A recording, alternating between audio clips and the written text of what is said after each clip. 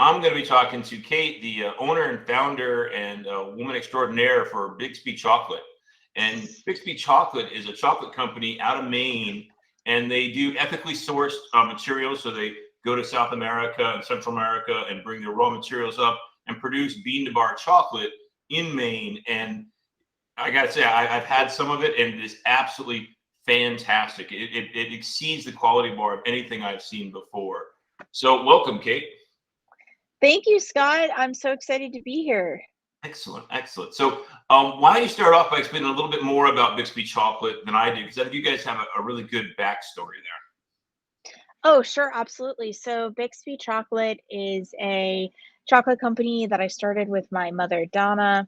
And really, our reason for being was to make clean, natural, organic chocolates that were made with ingredients you could pronounce and nothing artificial or funky, such that we were finding in candy at the time in 2011, if you can imagine, 10 years ago. And Time flies. yeah, it does. So we started out with our first product was called the Bixby bar, which was a candy bar we invented.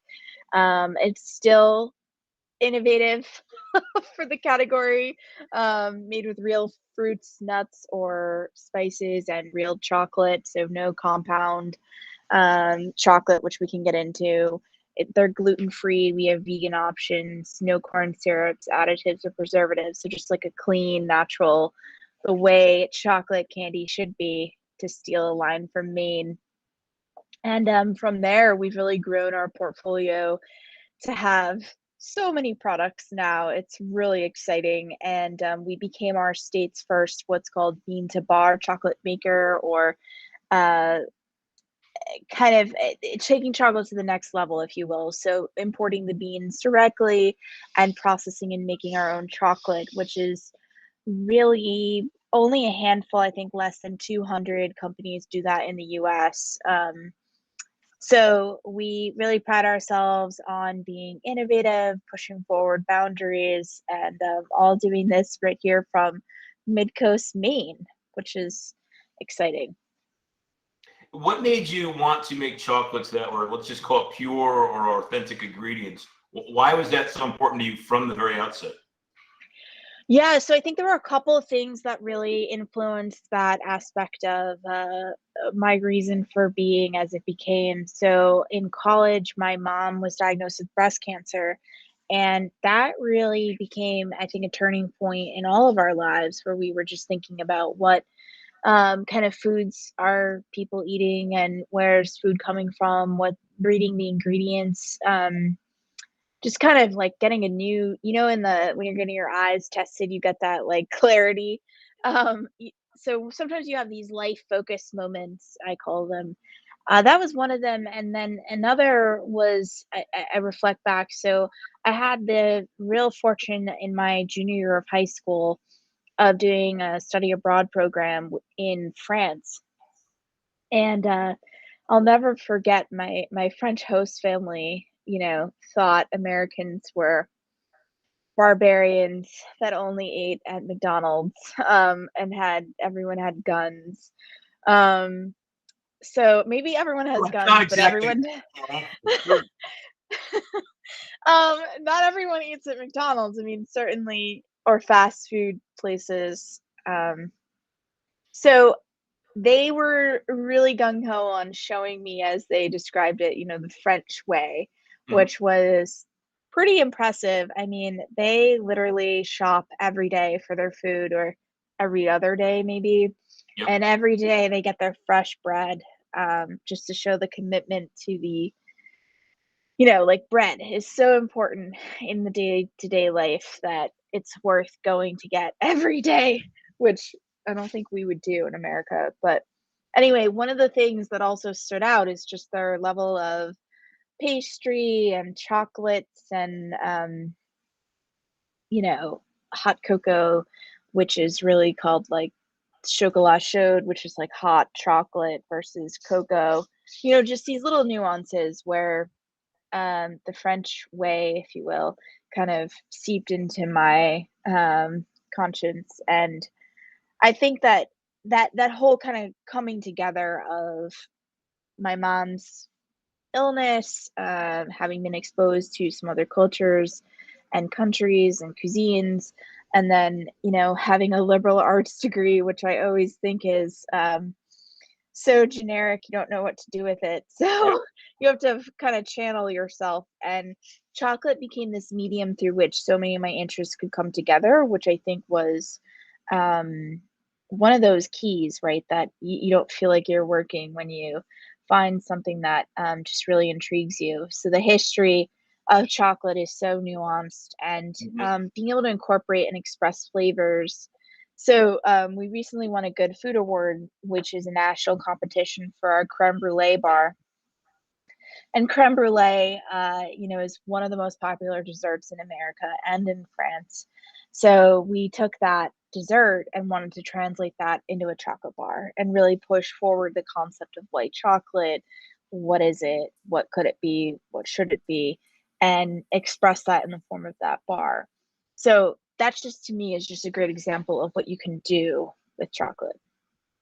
Well, the a couple themes I hear you saying. One is quality ingredients equals quality health, and the Yep. other one is it's okay to indulge, you know, when it's a high quality thing and not absolute garbage, which is kind of the same. But you know, I think that's the French thing where you know, French are known for being healthier than Americans, but they still have things like chocolate in their lives.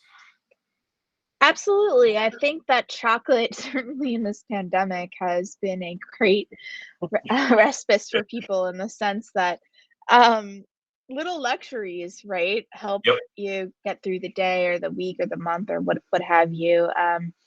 And I love how positive candy is. Like, it's just something people feel nostalgic for or happy about.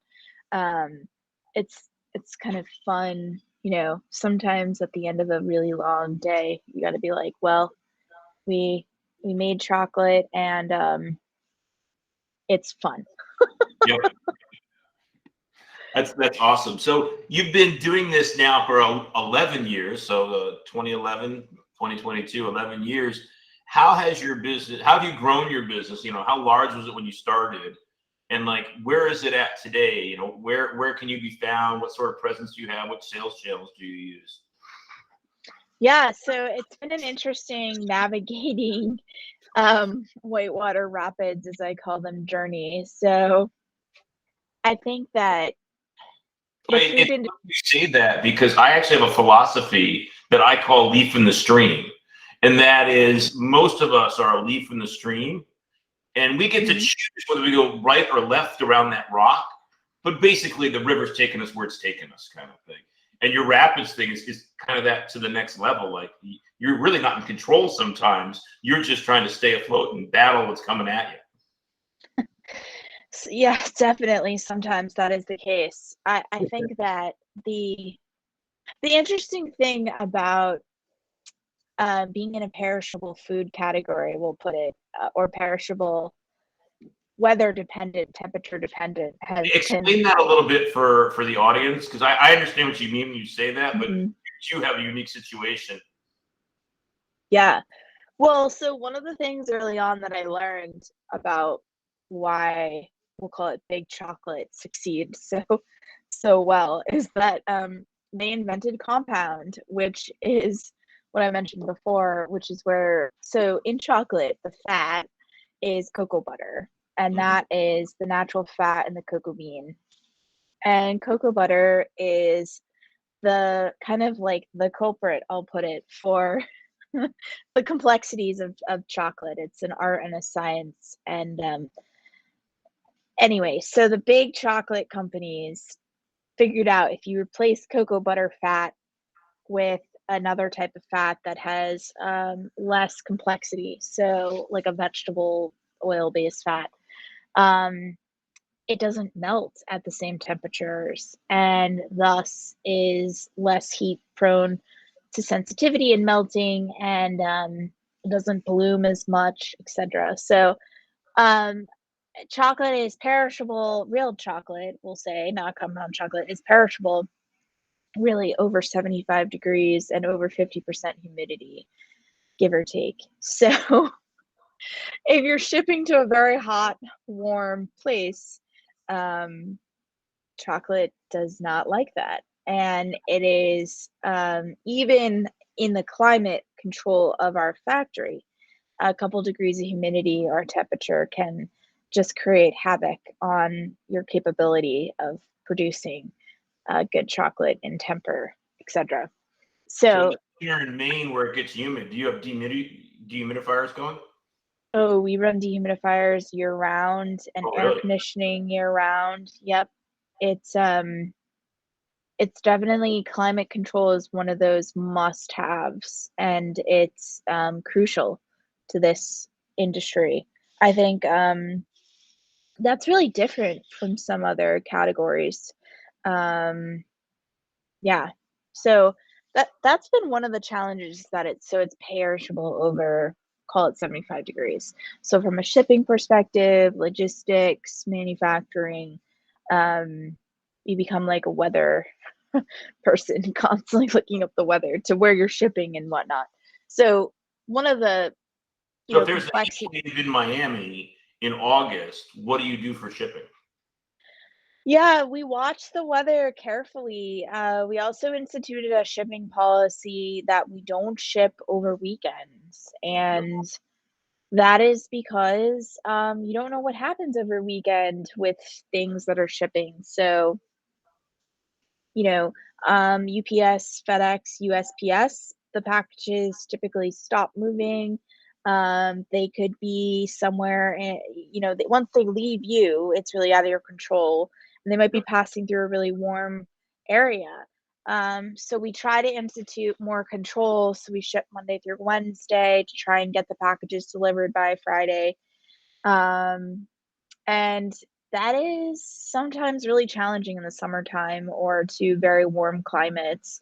And we, try and source as eco-friendly as we can um, packaging materials, but that is also, if it somehow gets exposed to extreme heat, there's just nothing that can really prevent that from melting. So it's a delicate dance. Sometimes if it's extremely, extremely hot, so Arizona, August, we just sometimes have to say, I think we should cancel your order, or if you'd like to wait for it to cool down a bit, we can do that for you.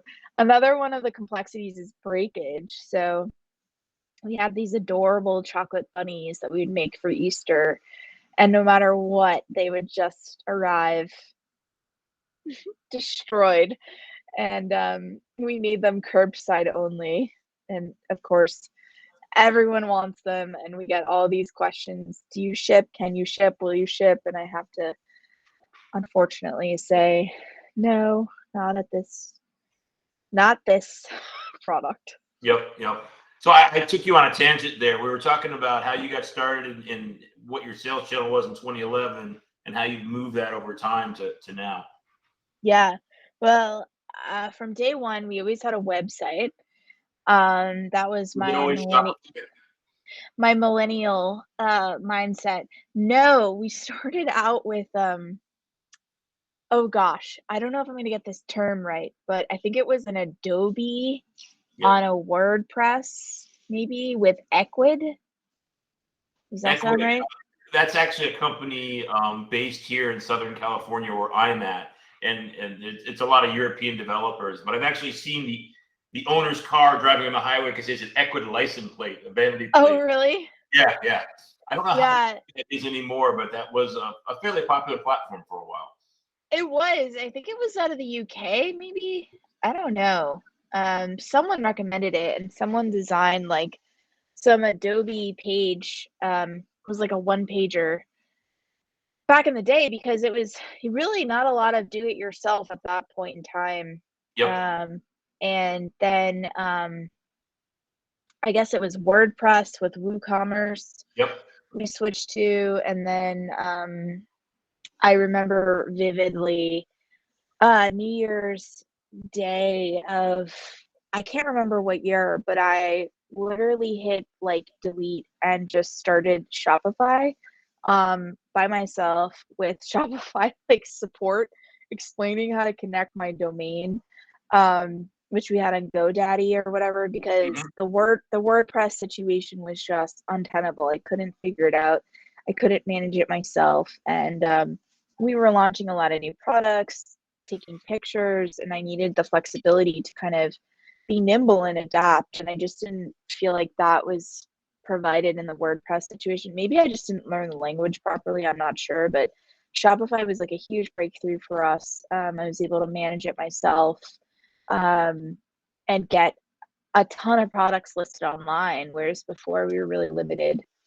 Yep, that makes sense. And WordPress, is not designed first for e-commerce, right? It's designed, first for publishing articles and pictures. So, Shopify was designed for selling products. So it's just natural, it's easier for stores because that was its first intention. Where with WordPress, you've got WooCommerce, which is an add-on to a platform that wasn't designed for commerce. So that to me is one of the reasons why Shopify is so much easier, more intuitive than other platforms, because it was designed for commerce. Absolutely. And the ability for someone, a layperson, to go on and figure it out is so much Mhm. easier. Yep, I totally agree. And they keep making it easier over time, which is nice to see. So when you started out, you had a website. How much of your business was brick and mortar versus online, and how has that changed over time? Yeah, so we've always been incredibly diversified. So I like to say that, you know, a local natural food store, I think, was our one of our first clients we sold wholesale to. Yep. So we always had a wholesale, and then one of our first chain partners was Whole Foods Market, which set us up into some distribution because, um, I mean, long story short, Whole Foods kind of, you have to go through distribution if you're a certain type of product. So we got into some distribution that way, and then we've partnered with some other retailers. We also have, we did have a store, but with COVID, and just the need to expand our production of certain products, we sort of took over what was our tasting room for more cooking area, actually. So we always were curbside pre-pandemic. Ironically, I don't think anyone knew what that was, and we still offer curbside here at the factory. And then we are planning on opening a chocolate cafe with Colby College, which is one of the most prestigious liberal arts colleges here in Maine, in December 2022, if all goes well. You're Within planning a their year ahead for a store development. That's impressive. Yeah, well, we've been working with them. They're building a whole new, stunning cultural and art center, and so it's going to have movie theaters, art performances, and a gallery, and we're going to sort of be the little concession stand within there, which we're really looking forward to. And we also have, so I mentioned wholesale distribution.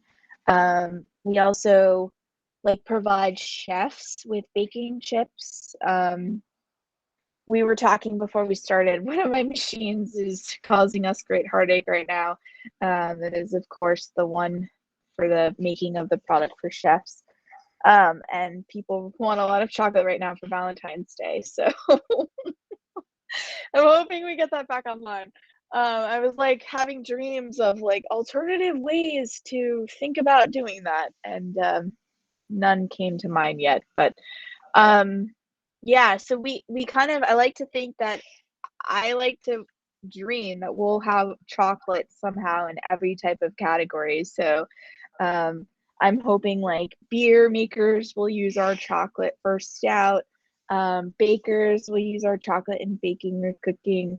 We have our retail, like finished chocolate candy products. And then we have our specialty, you know, truffles that we predominantly sell on our website or to hospitality industry. So that's another channel where we work with amazing hotels. We're in Maine, which is called the Vacation Land. In case some of your listeners are not familiar, it's literally on our license plates. So there's lots of hospitality and lobster. Our chocolate lobsters are so popular. I I just don't know. I still can't really wrap my head around it, but it's a funny thing. People just love it. It's a 1 pound chocolate lobster or chocolate lobster peanut butter like claw. Um, we're in Rockland, Maine, which is lobster capital of the world, and they have a lobster festival. So we sort of got into the lobster game by nature of where we are, but most of the demographic that buys it is actually not from Maine. Yeah. So maybe they're shipping a bit of Maine to where they are. So that's been a really funny um, development. And you helped us segment that off actually, which again, it's good to have outsiders look in because sometimes you're just in the thick of it. You can't even see the magic that's there. That makes sense. No, it does. And I remember as a kid, I had this old brass piggy bank, and it was of a potato, and it was an Idaho bank, piggy bank. I don't know where I got it, a yard sale or some stuff. I grew up in Connecticut. But every state has an identity, right? Or multiple identities. And some states have no identity at all. That's another problem. But what you do a great job of is saying we're from Maine, and we're proud of that. And you're not only Maine, but it's a part of your identity and a bit of your brand. Right now, for those watching the video, I've got the puffins, which is a bird you can find in Maine, and the lobsters up on the screen, and they're just cute and adorable, right? And I've actually seen in your reviews that people love them so much they don't want to eat them. They're like, the puffin is sweet to eat, right? That kind of. The puffin is such an interesting story. So again, being here where we are, there's a lot of inspiration. There's the Audubon Project Puffin initiative, which is rehabilitating puffins off the coast of Maine because I think, I mean, don't quote me on this year, but maybe 25, 30 years ago, the puffins were dying off, and they've rebuilt up the puffin uh, population, I guess is the right term, Yep. here. And so we thought the void in the market was there's no chocolate puffins. There's a lot of chocolate bunnies, a lot of other objects. So we had these custom puffin molds made, and still there's some confusion. We are constantly differentiating between a penguin and a puffin. Yeah, they are a little bit different. They have similar coloring, but they're quite different. And puffins are one actually flops and one swims. It's a big difference. Yeah, so that's our puffin story. We donate a percentage of proceeds of those puffin items to the Project Puffin. So Nice. So in 2022, it sounds like you've got an online channel, you've got retail wholesale where you're selling finished product, and then you've also got ingredient wholesale or raw material wholesale where you're selling, ingredients to people who are reusing your ingredients for whatever they're manufacturing from that. And how does your business balance out across those? Which ones are the most profitable lines, and which ones do you want to improve upon in the next year, let's say? great question. So everything right now, to be honest, is a bit of a moving target. We are facing some serious increases across the board, and I'm trying to get a beat on is this inflationary market going to settle down, or is this permanent increases? So yeah, Increases in material cost? Yeah, raw material, ingredients. Some ingredients you can't get. Yep. It's rough and ready for sure. So I feel like we're trying to get an assessment on, is it going to settle down? Because this was throughout 2021, it's tough. It's tough because we're having to put some price increases in, which is never anything really anyone wants to do. So I would say right now, the most profitable channels are probably direct to consumer. Yep. Although shipping costs have continued to increase, and we're not part of that. Like, the shipping companies dictate the shipping costs. We're just Yep. a pass through, and people get really upset with shipping costs, and I just don't know what to say. I mean, it's not Amazon, we don't have billion-dollar contracts with UPS. We're Yeah. getting the rate through Shopify, which is getting a discount that we pass through, but yeah, it's expensive, and it's not like we're centrally located, we're in Maine. Yep. So if you're ordering across the country, I don't know what to tell you. It just costs way more. Well, and some of the things that people forget about, they're like, "Oh, Amazon has free shipping." Like, no, it doesn't. You paid $110 a year for the right to get free shipping, free with air quotes kind of thing, right? And I'm one of those people that use it all the time. I'll order like a toothbrush and get it the next day for free, but I paid over $100 for that. So even Amazon is not free shipping, but they've done a great job in making people think it's free, and that's the difference, right? It is, and it's really a barrier because Yep. I don't know how, unless people keep reiterating, shipping's not free. If there's free shipping, someone's paying for it. And yeah, so that's one of the things that I struggle with personally, because yeah, you're like kind of, you're beholden to the shipping companies, and I guess their costs have increased too. So I think that's just the reality of what it Well, is. I So worked on a business in the past year, similar to yours, where it's perishable food. And one of the things they did, and they were high quality, just like you are, and they ship in very protective, heat resistant packaging like you do. And what they did is they said, all right, our $50 products are now $70 with free shipping. So instead of having variable rate shipping from east to west coast, depending on the distance, they just peanut buttered that cost out for all customers and wrapped it into the price. And then they get to save free shipping, right? And they tested it last summer, and for them, they felt like it didn't hurt their sales, and they couldn't all there wasn't it didn't improve it either, that they could see a measurable difference. It was like neutral, and they felt that it was just easier to message that hey, yeah, it's free shipping. So it's something they tried, and you might want to try something like that. There's some risk there, but that was one of the ways they handled it. Is they just raised their prices to include shipping, and then said free shipping. yeah, I think that's great if you have kind of like a product that's bundled or larger, maybe, if Yep. you will. And I've always felt like some people have kind of lectured me on this, but we'll let someone buy one chocolate bar. I mean, if they want to buy one chocolate bar. Yep. Uh, so sometimes that is the shipping and the price of the product are the same.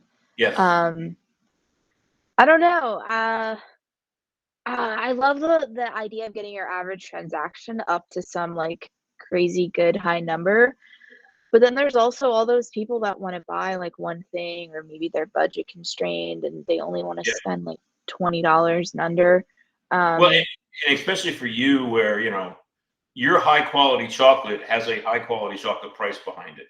mhm. So you're asking a lot for someone to say, give me $100 because I got the best chocolate in the world. Where if you say, hey, how about $10? They can try it out and go, oh, I do like that. Maybe I'm gonna spend some more next time, kind of thing. It's sort of like giving them a low cost sample, right, and giving them the right to test out the quality before they invest more in that purchase. Yeah, yeah. I heard of like an online meat company that their minimum order was something like $150, but you get free shipping, and Yep. it's like frozen meat. So again, I think that's interesting, like personal consumption or a gift. Um, Chocolate's such like a consumable, like you eat it and then there's no more. Um, yeah, it's interesting, but I certainly think that, you know, back in the day when I was thinking about like starting a business, I don't think I could have fathomed how complicated it would actually be. And then I've learned some of the whitewater rapids on how challenging it is, for sure. With the perishability aspect really adds to the dynamic. So Yeah. Yeah. it's been an interesting learning curve because a lot of the big chocolate companies, for example, don't do direct to consumer. Yeah. They just do all through distribution into grocery stores because they're just at such a high volume, where they ship pallets at a time.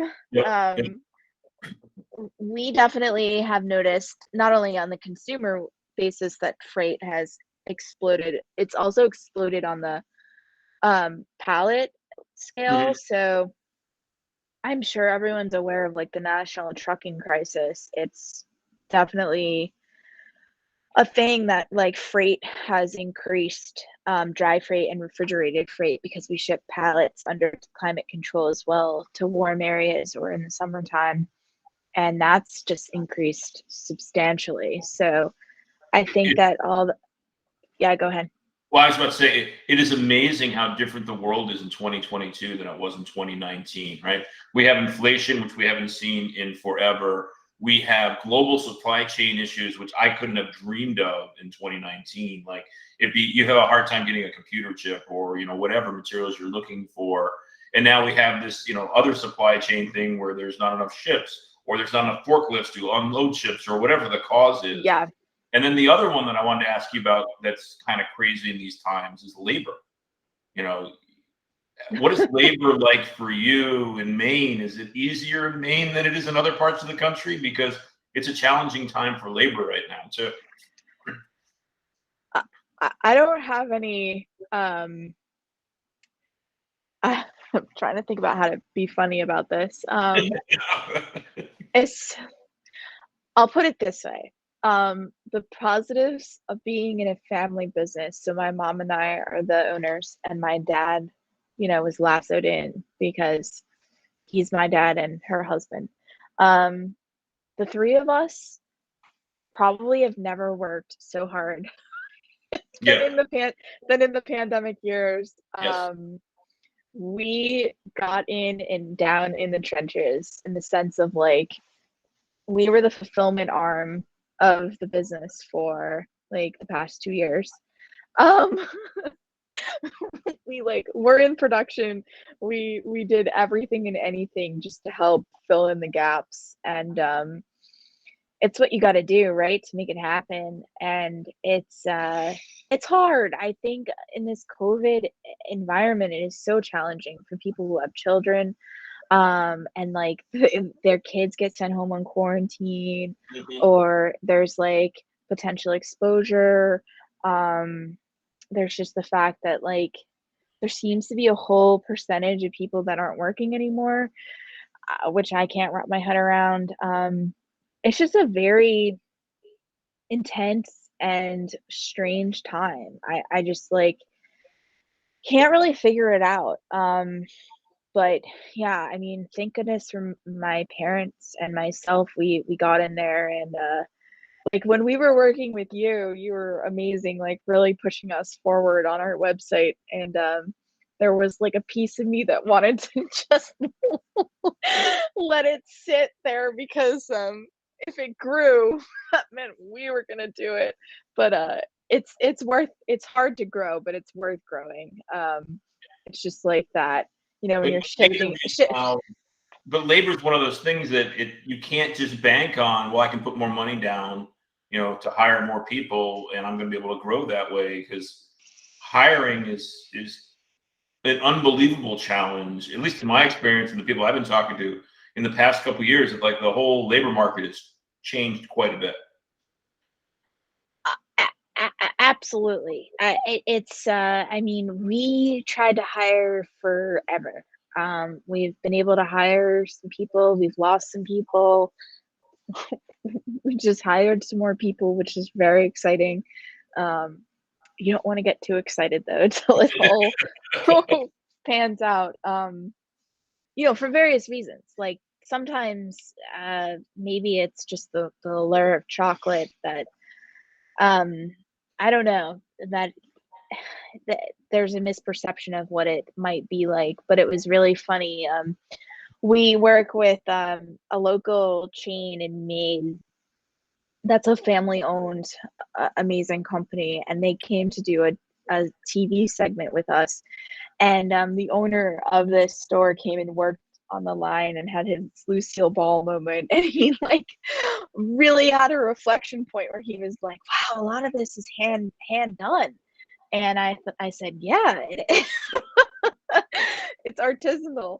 So I think that that's it's fun. I also think that it's definitely like you are it can be fast paced. It can feel overwhelming at times just because like on the line things will come at you, but you gotta like step back and take a deep breath, and it's okay. Like someone can come help you, and deep breaths. But it's so funny to see other people try some of these projects in the chocolate making process. So yeah, I think also it's we don't offer a remote work job, right? Like it Yeah. is, we're here making stuff. You got to be here to make it. And that was one of the things, like during the pandemic, we stayed open because we were considered an essential business. Because if you're like registered with the FDA, you're deemed an essential manufacturing operation. So where our retail was shut down by our governor, but our right to manufacture was still there. So we kept on making chocolate the whole time. That's awesome. So your most profitable channel is your online channel. Yep. Where are you getting your traffic from for that today? And what do you want to do? And here in the beginning of 2022, do you have a plan for what you're going to invest in to increase that? Assuming you can, hit all those challenges you have of labor, ingredients, inflation, and all that good stuff. Yeah, it sounds like a party, doesn't it? Oh yeah, totally. Well, as you well know, right? What I always tell people is, people are like, oh, you own your own business. That's great. It's like, yeah, I get to choose what 20 hours a day that I work. That's the freedom I have. Which 4 don't I work, right? It is, it's so much harder than anybody who's not done it thinks, right? And you're doing a really good job explaining. It's like, yeah, you got to do everything. If no one else does it, you have to do it, regardless of what that is. Yeah. Well, so some of our strategies, we have some collaborations that are bananas. So I am so excited. We partnered with Allagash Brewing Company, which is a phenomenal Maine-based beer company. And we had developed this beer brittle, which is peanut brittle with beer, Yep. kind of right before the pandemic. And we just sort of like soft launched it to test viability. Would people like it? Because it's expensive because of the beer, which you can't control the price of because it's like, a controlled substance. It's not like sugar, right? Like it's like a whole thing. But it was like a very kind of get up and go, test it out product. And I worked with Allagash to we just got our new packaging in, and we were waiting for over, I think, 6 months for it. And I know what you're going to tell me. I need to get pictures up there. I know. We I didn't say anything yet, Kate. I could read your mind. So Well, here's the thing: is if you're doing a co-brand with Allagash, which is a brand that people have a familiarity with, how come their logo isn't on the page? Or is that coming? well, so yeah, they have to sign off on everything because it's technically their trademark. So I actually this was on my list to talk to you about how do we wrap this up, because they're a really great team. So one of the things that I mean, who knew, right? Like January blah blah blah is National Brittle Day. That date was last week. We posted about National Brittle Day, and Allagash posted on Instagram Yep. and they have way more following than we Yep. do. I mean, we are like the little kid on the block. So it drove more orders on our Yes. website in the history of forever on Beer Brittle, Yep. just because of their post. And they did a series of stories, I guess I should say, which is the Instagram story dynamic. And I emailed them and I was just like, you guys are amazing. I can't even believe this. And like, I need more beer because Yep. we're out. And it's really funny. So because of like beer laws or state laws or whatever, I have to go get the beer down Mhm. from the brewery. And I call my car the Kegmobile. So you have too much fun doing it. So let's unpack that for a second, because there's one example that's a really good one, right? So first of all, do you have a marketing calendar? You're gonna love this, Scott. I am developing one. I have one in Microsoft Excellent. Word. I have one in Microsoft Word with like bullet points. And then I was like, no, it's gotta be in a calendar. I'm working on putting it in a calendar. Well, I was is National Brittle Day on that calendar? so you'll love this. I'm a member of the Retail Confectioners International, Yep. and a really long time ago, so I think 3 or 4 years ago, they make this cool calendar that's a physical calendar that you get if you're a member that Yep. has these candy holidays on it. I asked the executive director, just one of my like little side asks, is there a way you could send us like something for our digital calendars? Yep. Somehow she figured it out, and every year the holidays just show up in my Outlook calendar now. Yep. Yep. She's a godsend. I don't even know how she did that. So like I just told our social team like, hey, it's Brittle Day, we should post. And I didn't know that Allagash would pick up on it, but again, like the Good Food Awards, it's a national thing. I don't know how well known it is here in Maine, but we sent that information to the local TV stations, and they just absolutely went bananas for it. And we Yeah. had 3 TV stations do segments on it, which again drove a ton of conversion on the website. So I So think, you've got two great ones. I want to go back, and I'm going to come back to this one because I want to like explain the genius of what you're doing here, right? So on the Brittle one, you're doing two things in my mind. One is you're getting a partner, right, who's going to market for you in addition to yourself, right? And of course, you always want to find a bigger partner than you have, but sometimes it'll be smaller kind of things. So by partnering with the beer guys for your beer Brittle, they're going to market that for you, and that's going to extend your brand to new people who hadn't seen you before. And that got you your biggest, sales order day, in addition to following the National Brittle Day. And it's the two of those together, right? So your marketing calendar, I bet you there's a National Blueberry Day. I bet you there's a National Cacao Day, a National Chili Day, right? And you have all these different, and honey, and you have all these different ingredients, and your yep, marketing calendar, right, can tie onto all of those. And it just gives you I say it sounds kind of negative when I say it, but I don't mean it as a negative. It gives you an excuse or a reason to communicate a unique message that's relevant to that date and time. It amazes me how much Americans love to follow what everybody else is doing. So mm-hmm. on Valentine's Day, we all buy chocolate and flowers. On St. Patrick's Day, we all drink green beer, right? On Easter, we all have, eggs and chocolate bunnies. And people love, and Cinco de Mayo and different events that have now been created by these false marketing calendars, just because Americans have lots of time and energy to do things. And your calendar, like the National Brittle Day, should have all those different ones. And, you don't have to do Veterans Day, for example, although, you might have some kind of veterans chocolate kind of thing, because your product probably has so many days for its ingredients already. On top of I'm sure there's a national chocolate, a national bonbon, and all that kind of stuff.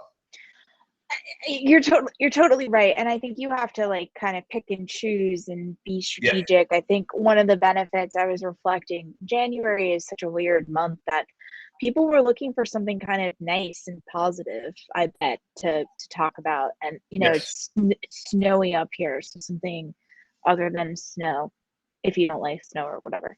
But I think to your point, another really great collaboration that I'm really excited about. So in Maine, we, beyond lobster, grow wild Maine blueberries. Hmm. And I have always loved Maine blueberries since a child, coming to Maine and always having blueberries. So when we develop products, we always wanted to incorporate Maine blueberry. And there's the Wild Maine Blueberry Commission, which I'm sure other states have, state programs to support their agricultural products. Yep. And we worked with them. They declared an official Wild Maine Blueberry Weekend, and this summer they're talking about having a group of influencers coming, and they always want to incorporate us because it's different than just a blueberry farm, right? So you can Yep. see the aspect of incorporating the product to the next step. So to your point, I think that there's sort of endless ways to look at collaborating or partnering. Another thing that I'm so excited about, if it happens soon, we're going to be launching our first ever oat milk chocolate bar Yep. made with Maine grains, oats. So they're a phenomenal, I guess, grain company is what you'd call them, and their oats are amazing. And so we're going to make an oat milk chocolate for the plant-based or lactose-free, dairy-free community that is seeking delicious milk chocolates without the dairy. Yes, that's awesome. And so you've got those collaborations going on. You've got this building out a marketing calendar, and like, Mm-hmm. if you do national, let's just say, Chili Day or National Creme Brulee Day, because I have on the screen your Creme Brulee chocolate bar, and if that doesn't strike a chord, then the beautiful thing about your marketing calendar is for 2022 you build it out, and in 2023 you just go, well, which campaigns worked and which didn't, and you Mm-hmm. do more on the ones that worked. You try new ones you didn't try, and the ones that don't work, you do less behind those kind of thing. And the beautiful thing about it, it's repeatable, right? And you're going to build on your expertise, the messaging, what the conversion rates are. What. Here's a real example for you: is there are certain holidays that if people forget, they care, and there's other holidays if they forget, it's over, right? Like if you don't hit Easter, it's over. But if you forget your wife or your significant other for Valentine's Day, you're making up for it, kind of thing, right? But you can actually do that in search queries, right? If you look at the search queries for holidays, some drop, a day before the holiday or the day of the, and others go on for 3 or 4 more days. And you can incorporate it into your marketing calendar. And you forgot your wife for Valentine's, and then get her some chocolates, get her a gift card for chocolate on the day of, kind of thing. But you just learn over time how people behave for certain events and certain holidays, and you incorporate that into your messaging. Mm-hmm. So, and the other thing you talked about, which is totally, a good best practice, is you wrote the content for the article for the press, right? You created the story. The press wasn't looking for a story. You created the story. They liked it and picked it up. And what a lot of companies don't understand when dealing with press, like everybody else, is super, super busy.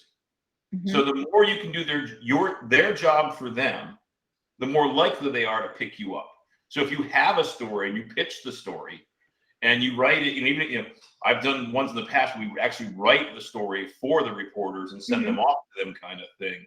I've had other ones where reporters do a really bad job. I'm like, can I edit that for you? And they let me edit it, and that ends up being way better, kind of thing, right? So doing the work for the press sounds, a lot of people don't get that, but it's super, super helpful. Give them the stories, tell them the message.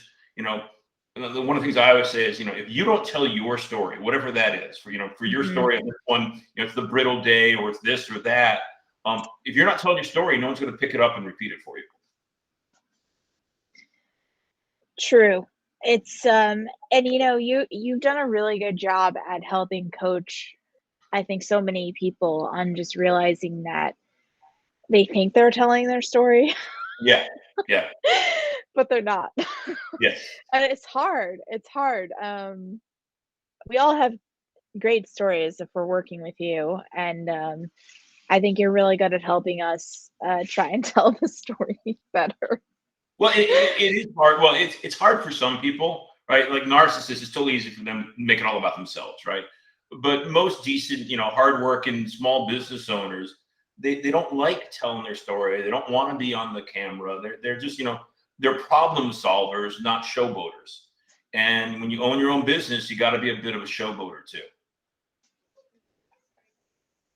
So we're talking about 2022. You've got some really good strategies with press and co-marketing. What other things are you looking at doing to grow your business? The new product launches, and I'm definitely trying to amp up social media more. We When you are say amp up social, what is your goal from that, and how are you going to do that? Because a lot of people talk about social and don't explain a little bit of the details. And Sure. So we have an Instagram account, a Facebook account, Pinterest yep, account, and we're going to try and do more Pinterest. We're going to try and do Instagram. We've always done Instagram, but we're going to try and do more consistency of stories. And then we're trying to do reels. yep. I feel like I might be a little late to the reel party, but that's okay. Looking at TikTok, I mean, I did listen to a couple of your sorry, not webinar, but podcasts on the TikTok outlet. Yeah, yeah. I definitely think I need like help on that. It's not something I personally feel capable in handling. So trying to look at TikTok, So and what then I hear you email. saying is you Oh, want go to ahead. create more content for social channels, whether that be photos or videos. You're thinking about it more from, I'm going to call it the organic side, the content creation side. Is that accurate? Yes, yes. And then also email. So trying to translate some of that content into email marketing with the Klaviyo setup that you told us about and helped set up. By This the isn't way, about me, Kate. This is about your uh, business. well, but I just wanted to tell you, Scott created this, I don't know what the technical term is, but the drip campaign. Um, it's been phenomenal in terms of really articulating our story in the sense of an email Oh, this is series. your welcome series. Yes. Yes. No, I'm a big fan of welcome series, and a lot of people will tell you the number one thing you can do for your brand is have a good welcome series. To the point where some of them, I forget how many emails we have in yours, but some people will do a welcome series that's 52 emails long, so it goes out for the next year, right? Oh, wow. Yeah. Well, and you're like, there's no way I could do that, and today you probably couldn't, but in a year from now, you could probably easily add 10 more emails, right? And the year after that, you add 10 more emails. From all the content you're creating, all the other things you're doing, you decide which ones are good stories to tell. Like you could do an email for every product, right? So you could talk about here's Needham's and here's a video about Needham's and that kind of stuff. So that 3 years down the road, you suddenly have an email with 50 emails in the welcome series, where if you started day one with that as a goal, you'd never get there, kind of thing, because it seems daunting. But if you just take it a day at a time and a year at a time, like one of the things I like to do with my business is I set one, because I'm a one person business, right? It's really small. I set one big goal for something I'm going to do different or change or improve upon per year, right? Just one per year is all I do. And like 2019, it was start a podcast. 2020, it was get better at JavaScript. 2021 was get a free app in the App Store. In 2022, it's to get a paid app in the App Store. And for me, as a small business, that's enough of a big goal on top of the normal running my business and things, going along. I make one big goal each year also. Oh, yeah. I think, email is still a great conversion tool. Oh, And absolutely. I'm trying to plan out taking the video we're going to take for Reels and figuring out how to get that into email too. So I think you summarized it really well. Taking the content we're creating and dispersing it across various outlets Yep. is one of our big goals. I'm trying to expand our blog, and well, but to be clear, the reason you have a blog is for organic search traffic, right?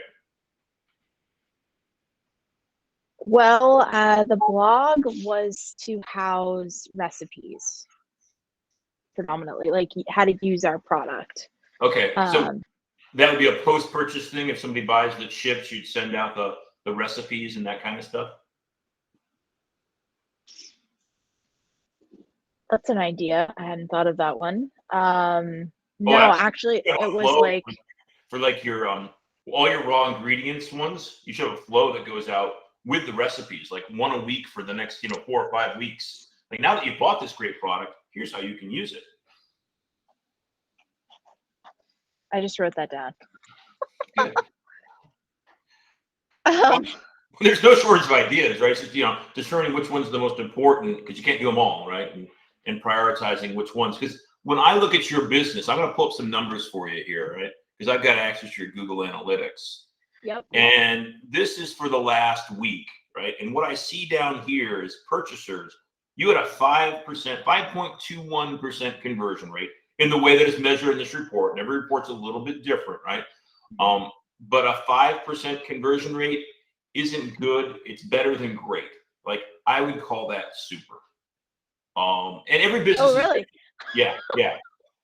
Well, that's a great thing. But by the time we get done this conversation, you're going to find out it's a negative, right? And I'll explain what I mean by that. So, and that could just be an abnormality, right? So let's just look at the last 30 days. Okay.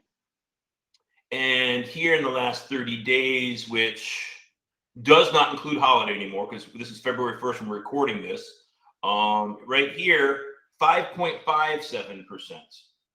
Still super, right?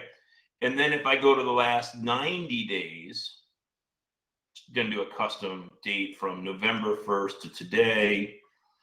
It's a little more than 90 days, 6.62% conversion rate, right?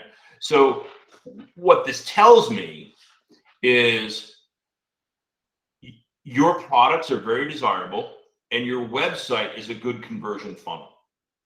And well, that's thanks to you. It's not about me. I don't make your products at all, right? Your products are all you. Oh, correct. But you helped us get it shoppable in a digital capacity, Yes. which, that's an expertise that you have that I did not have. And it really gives the product a chance to stand on its own digitally. Yes. And I think that is just huge. Yeah. So here's the thing, right? Is you've got 6.6% conversion rate for the past 90 days or so, which is unbelievable. Now, I've met a couple stores that have a slightly higher, but so rare, right? Most stores are at 2% and fighting to get to 3%. And you're twice as high as that. So that tells me that your products are desirable, your price is good, your service is good. But if we look at your sources of traffic for that same time period, right? And you have this abnormality where we changed your domain. It used to be bixbyco.com and now it's bixbychocolate.com. And we just did that in December. So you can see your number one source of traffic, that's direct and none. A lot of that is because we're doing that, and Google is still accounting for that. Even though that was like 45 days ago, Google is still factoring in the old domain and the new domain. I actually looked up your numbers in Search Console, and it's still using both of them. So a lot of that direct traffic is actually being redirected from Bixby Co. So over time, we'll be able to see the source of that, right? But a lot of that, is probably organic traffic or links to your old domain. Now, your number one source of traffic below that is Google Organic, then Google, CPC, then email, and then it starts dropping off really quickly, the numbers of things. The point here being is your Google, let's talk about your Google CPC. Are you doing shopping ads?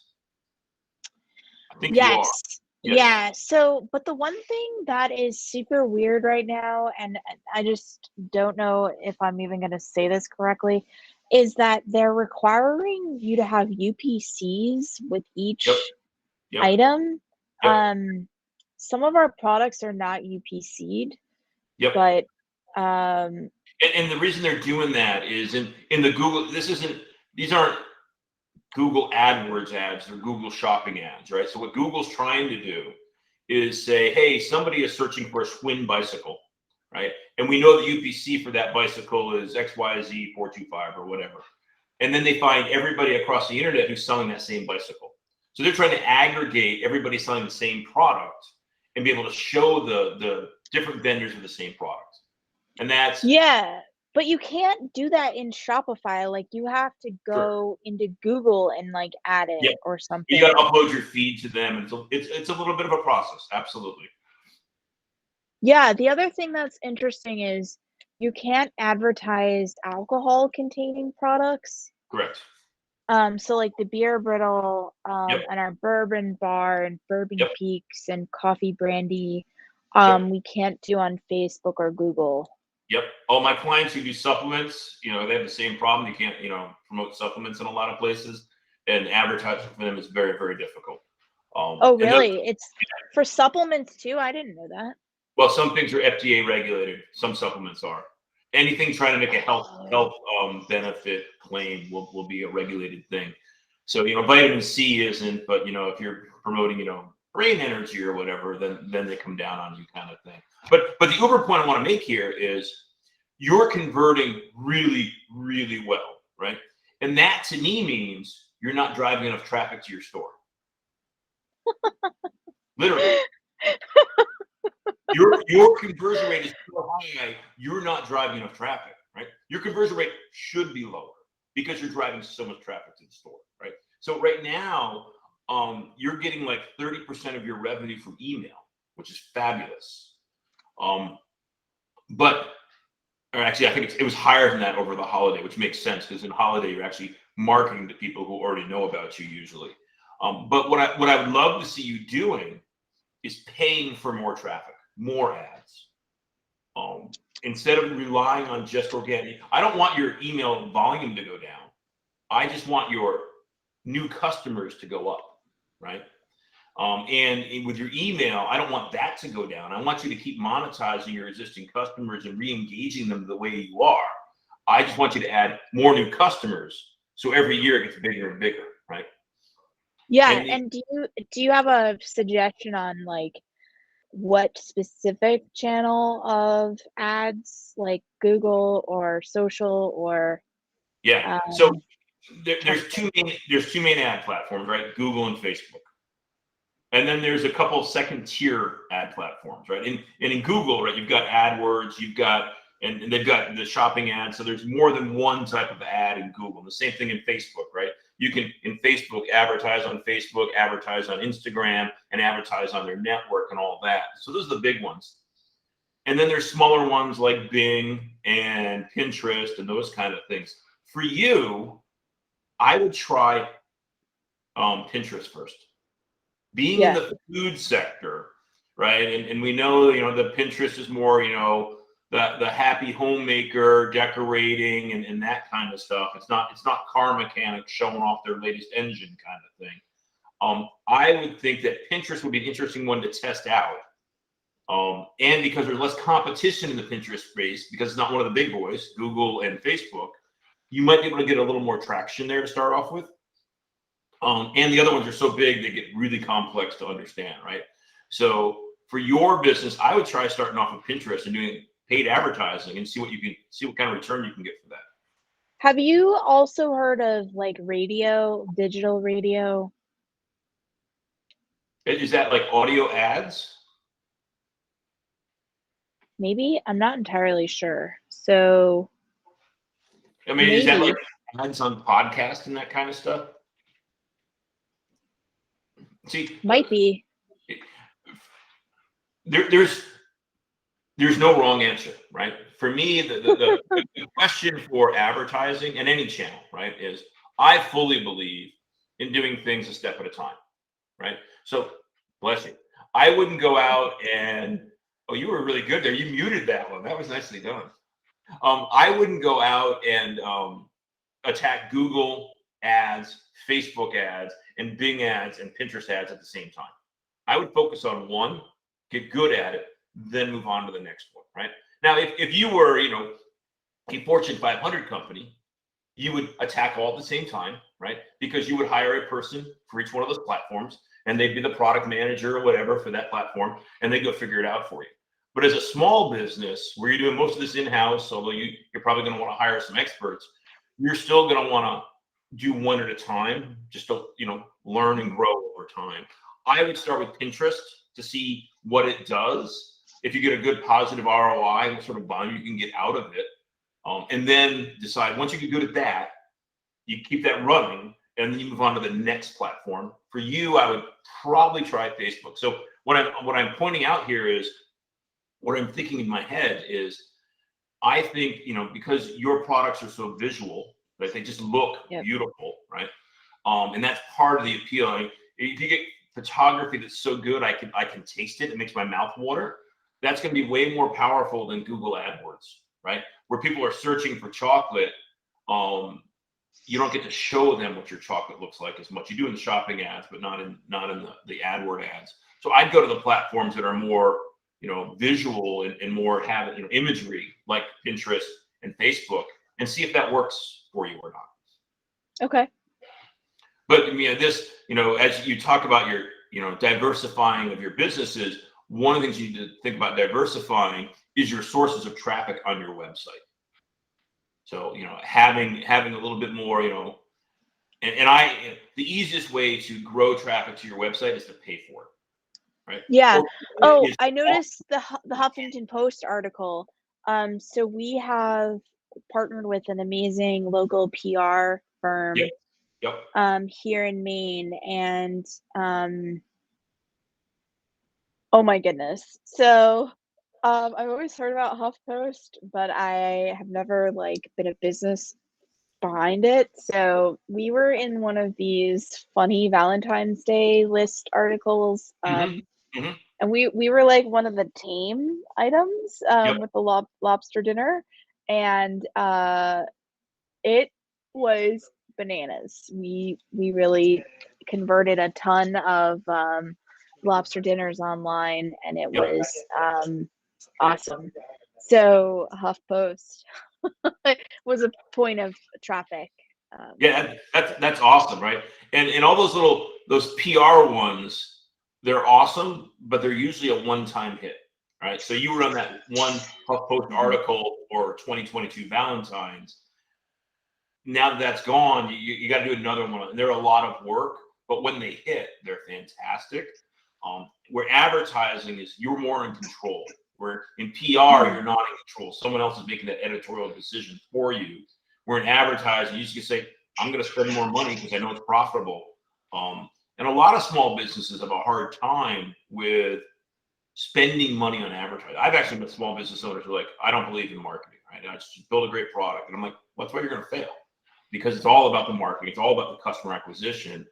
And any of these, you think about any of the success stories you've seen in the Shopify space, whether it be Allbirds or Gymshark, the really, really big billion-dollar businesses now, right?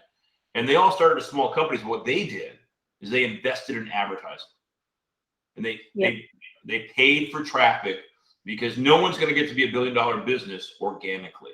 And you could say, well, Kylie Jenner did. Well, she's the exception, and she also had a world-famous brand before she launched her cosmetic store, right? So don't look at the exception, because none of us are as popular as Kylie Jenner. Look at the really hardworking Allbirds and Gymsharks and see what they do and how much money they spend in advertising. You have to build that into your business model, right? Whatever your cost of acquisition is, whether it be through PR or organic search or advertising, that has to be padded into your cost structure already. Absolutely. And I think that That's something we definitely learned when we're trying to pivot harder into this direct to consumer channel, which is you've got to have the budget and the plan scoped out and then execute on it. So I think that, and you were the one who talked about marketing calendars. As simple as that seems, it sometimes takes that discipline to really write down and think about it Well, now. I love that you used your Valentine's landing page for your Valentine's. See, this is your one of your recent emails that went out, and you have Valentine's chocolate, and I love that when you click on that, it takes you to the Valentine's landing page, right? There it is. Yep. Branded for that holiday and that kind of stuff. Because we look back at your data here again. If we look at your landing pages, or these are your top pages, let's actually look at your landing pages.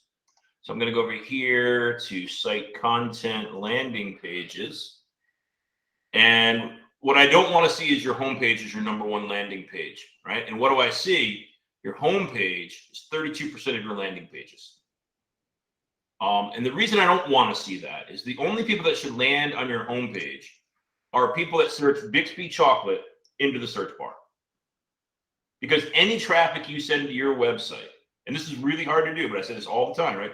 Any traffic you send to your website, you should not send to your homepage because you know something about them. Your homepage is meant for people who don't know anything about you.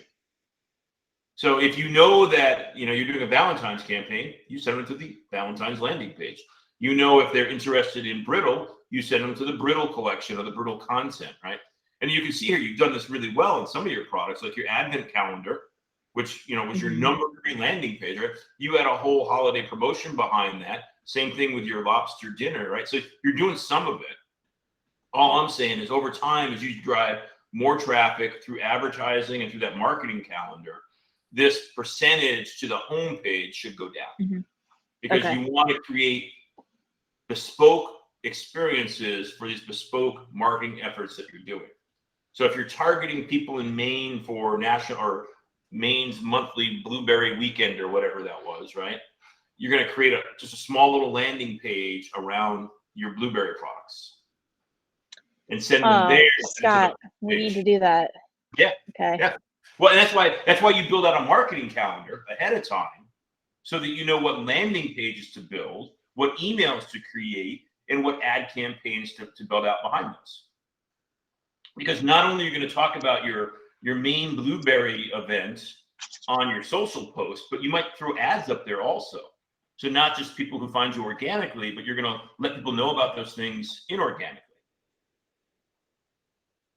And that's why that marketing calendar becomes so helpful because you can only do so much and you got to pick, what events you're going to go after. So by, plotting out for the next year what the events are and then saying, well, here's the 5 I'm going to do or the 10 I'm going to do. There'll be, 35 things on that list. You're not going to do them all. But you're going to do the ones that you do. You're going to do them well. You're going to build out landing pages, figure out what the content looks like, and then build out the stories, push it out to social, throw some ads behind it. And those marketing pages, those landing pages, you keep live year over year. So they show up in organic search. So if it says, Maine Blueberry Weekend, right? It doesn't say Maine Blueberry Weekend 2022. It says Maine Blueberry Weekend. So Maine Blueberry Weekend 2023, your page is already indexed in Google and going to be higher ranked. So you don't want to create a new page each year for the same campaign because you lose your organic search benefit from that. So one of the questions I had for you is you changed out of stock the word to out of season. Yes. It has been causing a bit of confusion for people where they literally think we're not going to make something again until the next year or the next season. We have control there in your store. So, to explain to people what we're talking about there is a lot of your products are seasonal, right? This is your winter collection. So we chose to, instead of saying out of stock, right? When your winter bonbons, when it turns March or whenever you stop selling them, we keep that product live. We don't promote it, but it's in the store. So people search for it. They land on that page and it says out of season. And we have the Klaviyo back in stock form there. So people can sign up for that email. So next fall, when you open your winter collection again, they automatically get an email saying, hey, the winter bonbons are back, go ahead and order them. So Yes. So, but my question for you is, if you're dealing with supply chain complexities. yes. So right now we have one status, right? It's anything that's not available right now we call out of season. We could change it to a meta field or something. We'd have to figure it out. We could change it so there's two. There's out of stock and out of season. Yes, because I think that's the challenge that I've been facing, like when we couldn't get coconut because it was on a ship somewhere. You know, unfortunately Maine doesn't grow coconuts. We had out of stock this amazing Maine candy that's called the Needham, and it's a Maine potato candy with coconut. And the potato theme comes back.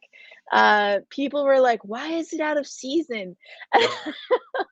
Well, like I said, we could have two tiers there. We have to do it with the meta field, so a little more work on your side to determine when a product goes out of stock. Is it a season or a out of stock? But we could totally set that up.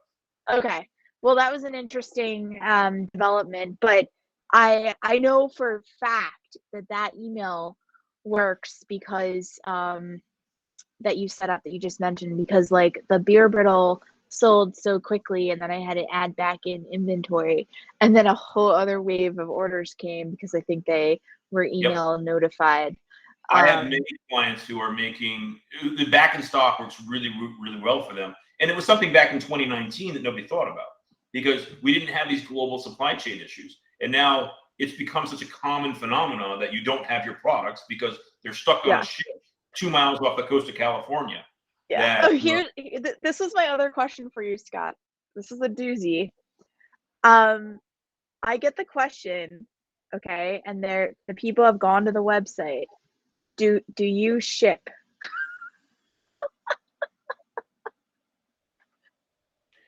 Well, I always say, isn't it implied? Well, I always say, assume your customer. So here's the negative way to say it. Assume your customer is an absolute idiot, right? The positive way to say it, assume your customer is so busy, they don't have time to understand your business, right? So what I do on some stores, right? And you could do this, especially for you, right? For your product seals, you got a lot of product seals on this one here. But let's just go to another product, hopefully with a couple less product seals on it. Like let's go to your Brittle, right? Mm-hmm. You could have a ships to the US product seal, right? And I have ones where we specify, do we ship to the US? Some where we ship globally. And for you, because you are only shipping to the US, you want to make it clear to somebody from Canada that, hey, we're not shipping to you. You're out of luck, buddy. Oh, no, we do ship to Canada. Okay. You could have a product seal that ships to Canada and US or something. That's one way to make that understood. But yeah, you know, if someone's confused by something, they're probably not the only one. But you don't have to design your whole site for every niche. But I actually like covering every niche in the whole site. So what I mean by that is in your FAQ, you could very clearly state that kind of stuff. I've done shipping maps for clients before where we show the areas that we ship to because some only do local delivery. So, you know, if more than one person asks that question, I'd address it. If only one person does, I wouldn't worry about it too much. A lot of people ask. Yeah, then you could have, right? So right here, right, you've got, and maybe this is why they're confused. Is this thing here says the Rockland Factory is curbside only. Please order online to select local. That's what's confusing them. This line here, the top thing on every page on your website says curbside pickup. It doesn't mention online shipping. How do you? But it's a website for shipping. They don't know that. Like for example, wherever I'm going to go to lunch today, right? It's a local restaurant. They don't ship to Maine where you're at, but they have a website. So not every website is especially food, right? And yours is a perishable food. maybe you do have to let them know that instead of the fact that the Rockland factory is closed, maybe your first message is we ship, countrywide in, weather safe packaging or something. Okay. Yeah. Well, it's been such a weird world where we had a store, but we Yep. don't anymore, but we still offer a local pickup because I understand there are people that don't want to ship to themselves if they live like a mile away. But that's what percentage of your audience? Quite a bit. I Yeah, mean, but is it 10% or 50%? I don't know. It's a good question. In the summertime, though, Yep. we had people asking, could we have a tour? I still get calls asking for a tour, and I'm like, it is a pandemic. No tours. Sorry. Well, so in listening to what you're saying, right, I would recommend changing that top line to be more about the fact that you ship nationwide in weather-friendly packaging, whatever that means. And then, because that's the bulk of your users, right? Is you're nationwide, right? And then you've got this other enthusiastic, high-value customer set, your local ones who drop by all the time and reorder. So they're very valuable customers. You have to think about how to address their question. And you might have a thing in your top nav about curbside pickup or factory or tours or whatever, but not that announcement bar at the top. That's what's confusing that verbiage. And I never thought about it until you brought it up, right? And that's why listening to your customers is fabulous, right? They're getting confused because this does make it seem like there is no shipping. The Rockland factory is curbside only. You know what that means. You know what you mean by that, but that's what's confusing your customers. Maybe I'll put the word store. I would get to the point now where I would change it to be all about your online shipping and being weather friendly, because that's the bulk of your customers. And then you have to still, communicate for your locals who are valuable and high repeat. You have to communicate what the status is for them. I might make that a top level nav item, like, curbside pickup or factory pickup or local delivery or local ship, whatever, so they can see that, but not confuse everybody with this top line message. Okay. So I have one last question for you. Chocolate's made with a conscience. Yes. We've talked about this before. And it is, as you said, you started in 2011, that's your value prop, right? And it's something you think about all the time. But as we talked about before, if you don't tell your story, your customers will not be able to hear it, right? They won't be able to repeat it. And what I looked at was your reviews. Oh, Scott, I'm so sorry. I need my plug. Can I run and grab it? Sure. Okay. Oh, 1 sec. My computer's gonna go dead.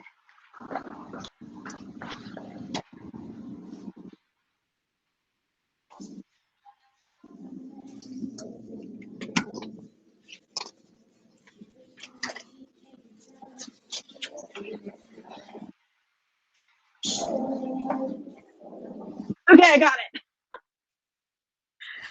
I was like getting an exclamation point from my computer being like, hey, you're gonna die. Okay, sorry. No worries. So what I did is I looked at your reviews, and it's funny because the first review is going to prove me wrong, right? Because I looked at your reviews last week, and a lot of them, they all talk about the taste and how fabulous and the quality of your chocolate exceeds all expectations. Very few of them, and actually almost none of them, talk about the ingredients, but this one does. So, this one's your most recent review is proving me wrong kind of thing. But what I loved looking at here was your customers buy your chocolate not because it's made with a conscience, but because it tastes awesome. Seriously, right? Look through your reviews. All of them talk about the taste and the quality, right? So to me, chocolates with a conscience is a means to an end. The reason the chocolates are made with a conscience is because that produces the highest quality taste. Mm-hmm. So not to say that, my point being, like, some people buy coffee because it's ethically sourced. Mm-hmm. I don't think they're buying your chocolate because it's made with a conscience. I think they're buying your chocolate because it's made with a conscience, which means it's the best tasting chocolate they've ever had. So to me, your marketing, is my recommendation, should be more about quality and taste. And made with a conscience is one of the pillars underneath that. And there's other pillars, like you were talking before. It's artisanal, it's handmade, and all that good stuff. But in the end, if I was you, I would be selling the fact that this chocolate is, the best chocolate you've ever had. Ooh, that's a big statement. But your customers support that. That's my point, right? And so what some people will say in your reviews, because I read through a lot of them, is they'll say, wow, it's expensive, but it's also worth it. Mm-hmm. Right? So, and we're not the most expensive out there, actually. yes. But I wonder what they say to the like, most expensive ones. There are some things where, if you're going to pay, nobody pays for saving the environment. And, of course, there are some people that do, right? But if we all paid for saving the environment, we'd all have hybrid cars by now. But we all don't. So a lot of people are very cost conscious. People will pay for quality. They won't pay. Like, we all, I don't have an Apple phone, but everybody knows that Apple phones are made in China, right? And that means that, there's probably some people that aren't being treated as respectfully as employees as they would be in the United States, right? So, most people understand, Chinese, work policies are a little bit looser than ours are. But that doesn't stop people from buying iPhones, right? They're buying iPhones and paying a premium for those iPhones because they're high quality phones. So I guess what I'm leading up to is very few people spend more money for noble causes. But your noble cause of actually, it's not a noble cause, right? Your made with a conscience is all the end goal of the highest quality chocolate. That's why you're using raw materials or raw ingredients or natural ingredients and not processed ingredients, right? It's all for the quality of the taste. That's your ends. Everything else is a means to it. And I say that because that's what your customers say. Cool. So I would just think about in your marketing, shifting that message a little bit, and being bold, right? Maybe you, as a small company, you could say the best chocolate in the world, right? And get away with it. You couldn't say that as, a high one that you get sued for that. But you could say, the best tasting chocolates you've ever had, or the highest quality, or taste beyond your imagination, right? You could get a little bit fun with that. By the way, I have to confess, I was extremely nervous about the review aspect.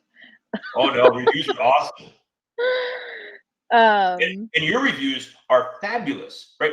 The friends who received this as a gift raved about its flavor and richness. So not only did they give it as a gift, right, which is a step removed, but the recipient actually talked about it. How often do you tell somebody about a gift they gave you? You're like, yeah. You're like, oh, great wine, it was the best I ever had. Like, no, nobody ever does that, right? I also love the comment, like, too expensive. You're in Rockland, Maine, not New York City. Well, Rockland, Maine's the second most expensive city in the state of Maine because we have the highest minimum wage, which is the equivalent of minimum wage in New York City. Well, but that's the kind of things you can explain, and right, quality costs no matter where you get it. Yeah. So, you're paying for quality here and the best tasting chocolates. And so, you're not going to make everybody happy, but my family loves your products. I wish they would buy some for me. Your comments are absolutely fabulous throughout. And I love this woman posted a photo of herself, talking about the candies kind of stuff. I'm addicted, right? So, and as I've told you before, right, is your customers can say things about your products that you cannot. Like, you can't say they're the best ever, but your customers can. And if you have really high quality products, then putting those reviews on those product pages is going to let the other customers see what your existing customers say about it. And using the, here's your Needham's one, right? I love these candies. They taste just like a Needham. Born and raised in Maine. Needham's are my favorite. Like Needham's are my new favorite.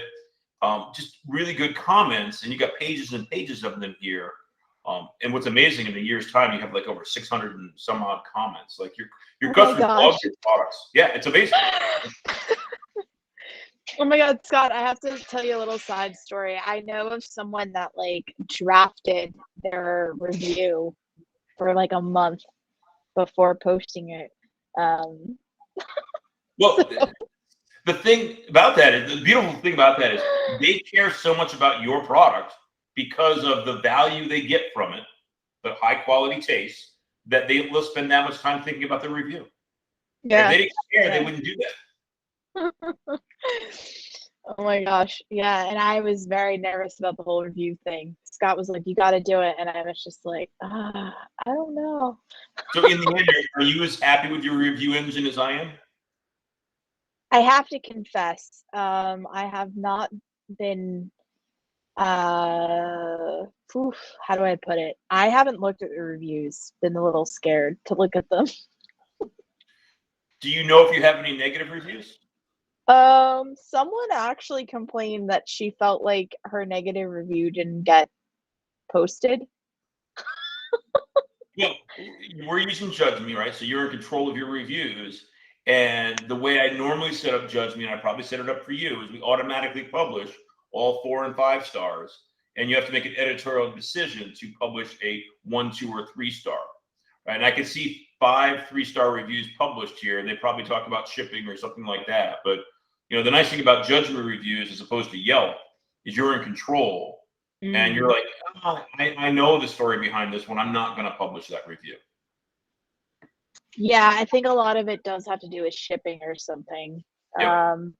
Well, and there's nothing wrong with publishing those reviews sometimes if they're informative to your customers, right?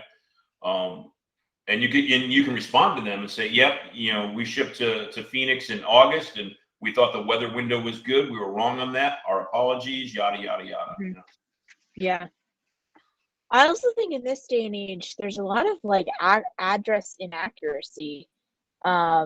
That's a super bummer. Like someone thinks that they're sending a gift to someone and this is the address and they haven't lived there in like 4 years.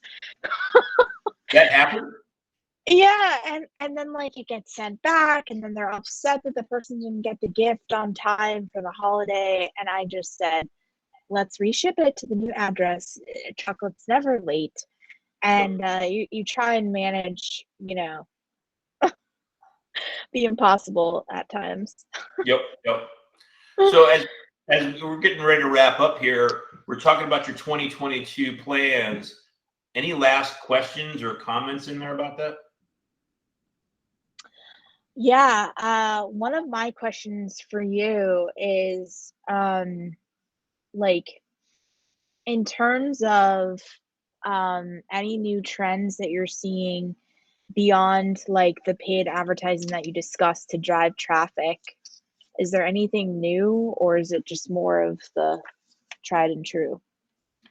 There's always new stuff, and I used to work at Xbox, and I always saw the advantage for first movers, right? Like in the team I was on, we rolled out avatars, and the first games that had avatars inside of their games, they got a huge boost, on following that trend and being right there at the beginning.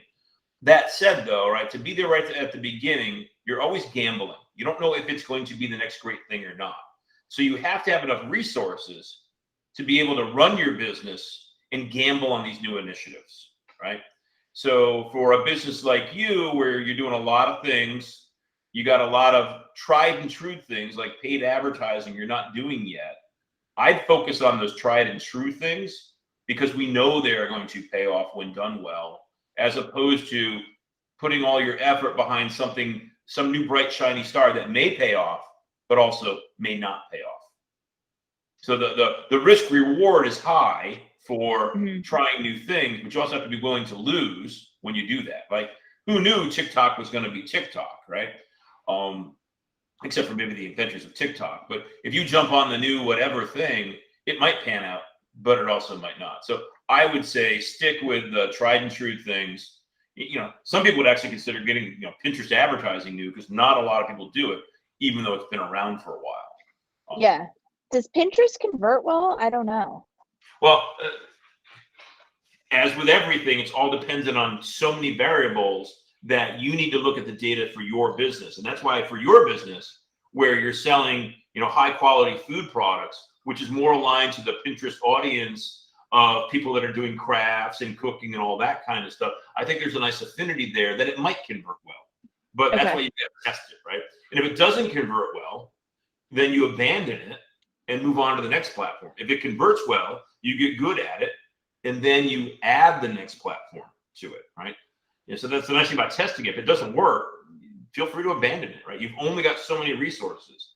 You've got to focus on which places to spend your energy that have the highest return. Yeah, and then my other question was, do you see that video converts better still? Well, by video, do you mean video ads or video on the website? Both. So video ads is going to be a production level up for you, right? You're not even doing graphical ads yet. So I would focus first on creating good photographic ads, or, GIFs with a couple images and that kind of stuff first, before I moved into making ads for video. Otherwise, you'll end up with those, and you've probably seen them, where you go on YouTube and you've got that stupid machine narrated over thing going on that a lot of companies that are really low quality, that's not your brand, right? Your brand is going to be, authentic shot footage, and that's another quality bar level up for you. I'd focus on visual assets that are, photos and GIFs and that kind of stuff before I got into video in ads, right? That said, I could totally see you doing a video series about every single one of your products, because you're really good on camera, and you've got multiple videos. And I'm running out of room for my notes. But I could see you doing a video. If one of the things you could think about doing for the next year, right, is saying, all right, every whatever day, I would mark it out on the calendar, or every 2 weeks. Like for my podcast, I'm going to come out every 2 weeks, because as one person's in business, I can't do this every week. It's too much work, right? But set it up in your calendar once a week, once every 2 weeks, once a month. And what you're going to do is record a video for your website. Get a tripod set up, figure out what the process is going to be. And for each video, I would talk about one single product. Let me tell you about our beer brittle. Let me tell you about our needles. Let me tell you about our puffins, right? Because as we've been talking, you gave me a story about each one of those. Yeah. Oh, you're going to get a kick out of this if you don't tell them. There's a local TV show that does culinary segments, and because of Omicron, their studio is shut down. Yep. So we had to film ourselves. So I think this is going to be a good baptism by fire on my own video content creation. And I made a note, I'm going to film part of it while we're all set up for us too. So that's awesome. Well, you're already good in front of the camera. You're comfortable in front of a camera, right? Which most of your competition is not. So you've already got the leg up on them on that. All you've got to figure out now is, get a tripod, get a phone mount for the tripod, get a ring light to go around the phone, so just using your existing phone as your camera, and then a couple accessories around it, so that you have, a better quality shoot than you're doing right now with a handheld or someone else holding it kind of thing. And, establish that sort of process where you stand there at some bench or something inside the kitchen, and you talk about each one of your chocolates or each one of your products. But I could see for you a video about each product, and you can, tell the story behind it, where it came from, your inspiration, explain how it's made, talk about the ingredients. Because people, you start doing a few of those, see if they start getting viewed or not, see if it helps conversion. And if it works, keep doubling down. That's the kind of video I would focus on if I would shoot content video right now. Yes. Not advertising video, content video. Okay. And that way people will understand why Professor Scott giving me my homework. It's easy to build a to-do list, right? The hard part is prioritizing which ones are the most important. You can't do everything we talked about on this call, right? So you're going to have to figure out which things you're going to bite off for the next year. And I would focus on, doing them as well as you can and make sure that they're repeatable things or things that add value for a long period of time. Like a video for a product, that's going to last forever. But, a video for the once in a lifetime comet event, I'm trying to think of an event that only happens once in a lifetime, like this comet coming, right? You won't do something around a comet or something like that because it's not repeatable. You can't reuse it. Yeah.